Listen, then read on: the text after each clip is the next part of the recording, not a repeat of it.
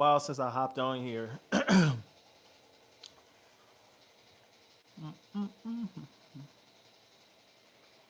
lot of work I need to do in here.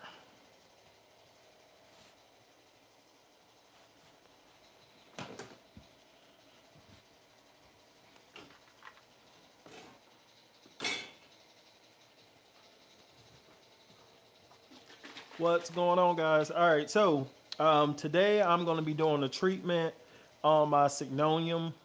She has mealy bugs. Not surprised. She had it over there at the corner. But I'm actually going to be moving her to another space. She's been sitting up here at the top over here, up there for about 6 months, and she's just not getting the care that she needs. So uh, I'm going to go ahead and prepare treatment.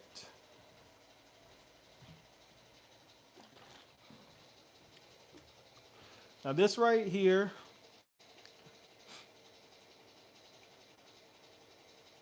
okay, this right here has been working pretty good. I've been using it on my Monstera Tie Constellation, and it's been doing fine. It doesn't even look like it had anything going on. So I'm just gonna mix this in with some water, and then I'm gonna get the spraying on here. And then we could talk a little bit about the Signonium care.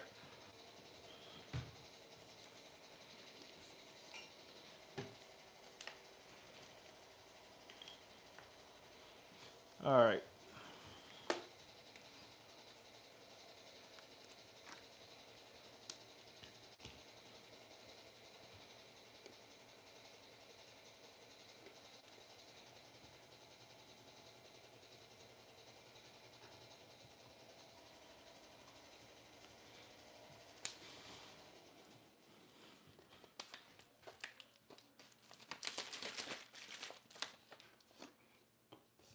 All right, and what I'm doing, just so I don't have to use a whole new bottle, I'm just gonna hold this on top of here and just spray out this bottle.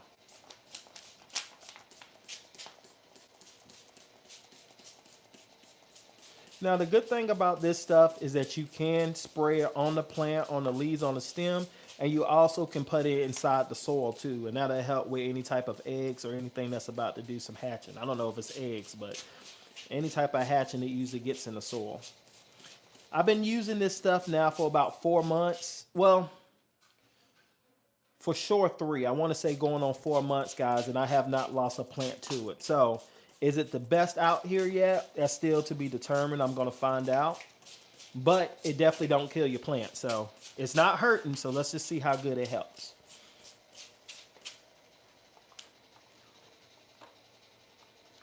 Hey, how you doing today?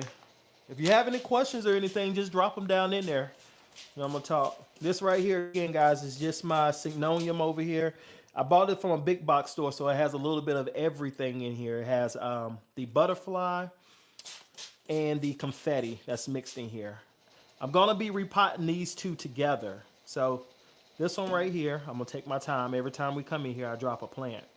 But this right here is a cutting that I had.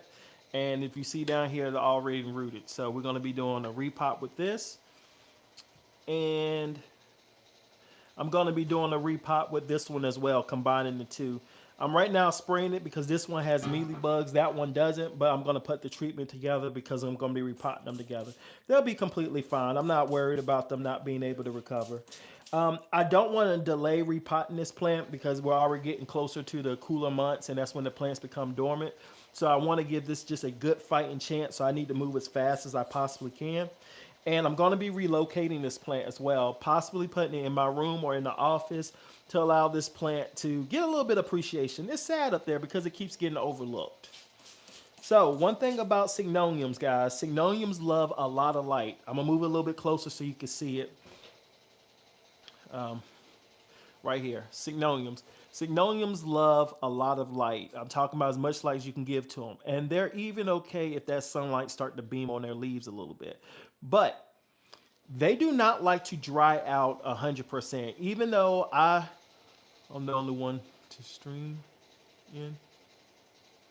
Yeah. Even though they don't like to dry out completely, if you feel like giving them too much water is going to be an issue because you do better when the plant dries out, that's fine. But Signoniums like to retain moisture a little bit longer. So the more happier you can keep them with the humidity, usually the better off that they'll be. Now I have a big one out in the living room that just gets the sunlight and it's facing the east window. Can you can you give me some tips so I can grow my plants back because plants keep dying? Sure, sure, I got you. Well, let's get to it depends on what kind of plant that you have. Now, I mainly have pothos, philodendrons, and monstera, so I could definitely speak strong on that as well as signoniums. And I have a Hoya that's coming back. I actually have two of them that's coming back from treatment, so I might be able to give you a little help on that if I recover the pest or when I recover the pest. Now I can tell you 100% because the plant is doing pretty good. But for most plants, most house plants, because most plants that we buy from the store are house plant, tropical house plants, most of them require the exact same care. Um, get them a good pot and mix. Get them a good pot, something that's airy. So here we go. This is a good example of a pot right here, okay? It's pretty fast draining. That makes sure when you water your plant, it's gonna go straight through from the top to the bottom. Now, when people use pots that don't have that, sometimes you deal with root rot. I'm gonna give you an example of a pot with no holes in it.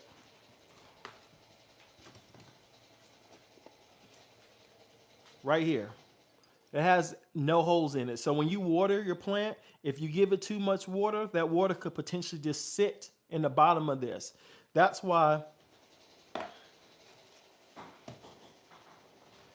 a airy pot or a pot that has fast draining and well draining holes is something you recommend. You see the difference? However, I will say this: once you learn how to master growing in here and you take on one of these, you'll be absolutely fine. It's still going to be a guessing game on making sure this has enough water. However, you won't get lost because you'll be able to recognize a little bit of what your plant is doing and what they're not doing.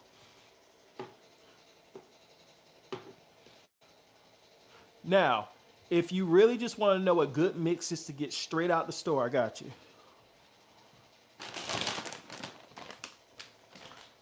Sorry, guys, I'm gonna do my best. I'm not used to having a screen facing me, so I keep looking at different directions.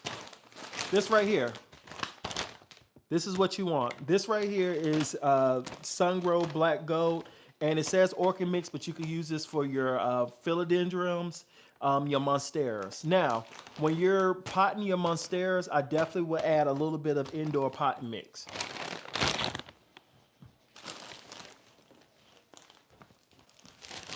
This right here is the potting mix that I'm referring to, okay? You add this in so that way it retains a little bit more moisture.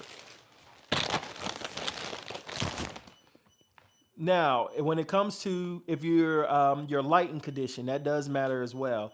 If you can have your plants by the window, that's cool. If you can't, get it a grow light. Depends on how many heads that you need for your grow light. So let's come in a little bit more so I can show you.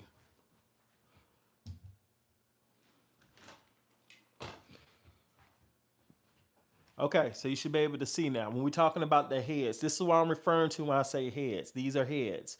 So you may only need a grow light that only has three heads, which you just have three of these. You may need one where it has a lot more. Now, the purpose of these heads that I've been using them for anyway is allow me to be able to well, I don't know if that's the right use of word, but I can definitely turn and move it around, okay? So now I have this one grow light now lighting this area up, as well as this area up over here.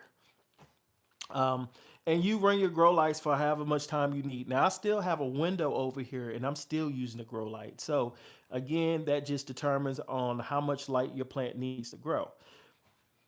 And not every plant needs it. Now let's take a look over here at the monsteras, right? Monsteras also need a lot of light. However, they're not by the window, but I have enough grow lights over here to help it out. Let me move out the way so you can see. I have the grow light right here that's shining, and I have a grow light right there that's also hitting it. Now over there to the side is also a grow light. You can see that head sticking out. I have one that's kind of turned this way, so it allows these plants to get a lot of light. Let me show you my Stramanthe. Isn't she beautiful? I went to the store and picked her up about 3 weeks ago, and I just can't get enough of her. This is the only plant that I have to use like bottled water and make sure the humidity is right and all of that. So I don't know where her final stop is going to be because I actually want her in the bedroom. So we'll see. Oh, you have one of these right here, a Charmanthe? Or are you talking about the Monsteras back there?